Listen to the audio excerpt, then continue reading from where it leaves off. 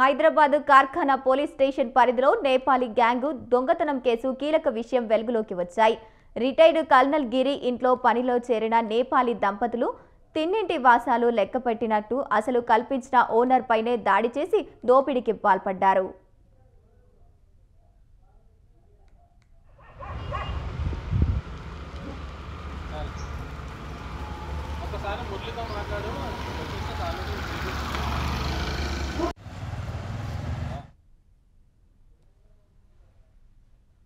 రాజ్పూజ అనే నేపాలీ దంపతులు retired colonel గిరి ఇంట్లో 25 రోజుల క్రితం పనిలో చేరారు.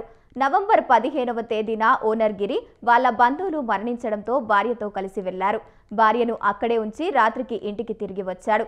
ఈ నేపథ్యంలోనే గిరికి అతని కుటుంబ సభ్యులతో మత్తు పదార్థం కలిపిన డ్రింక్ ఇచ్చే ప్రయత్నం చేశారు. పోయంగా నిర్ధారించారు. మరో నలుగురితో కలిసి దొంగతనానికి స్కెచ్ వేశారు.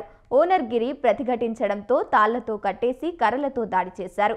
ఇంట్లో ఉన్న 18 తులాల బంగారంతో పాటు 95,000 రూపాయల నగదుతో కారులో వెళ్లిపోయారు.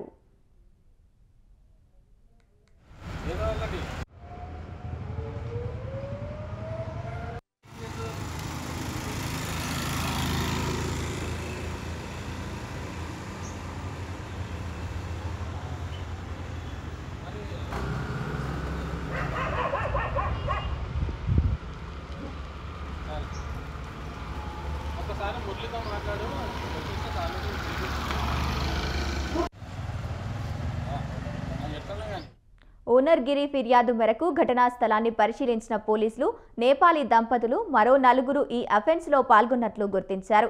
సీసీ కెమెరాల ఆధారంగా నిందితులను గుర్తించారు. వారిని పట్టుకునేందుకు 6 టీంలను రంగంలోకి దింపారు. నేపాల్ బార్డర్ దగ్గర కూడా అధికారులను అప్రమత్తం చేశారు పోలీసులు.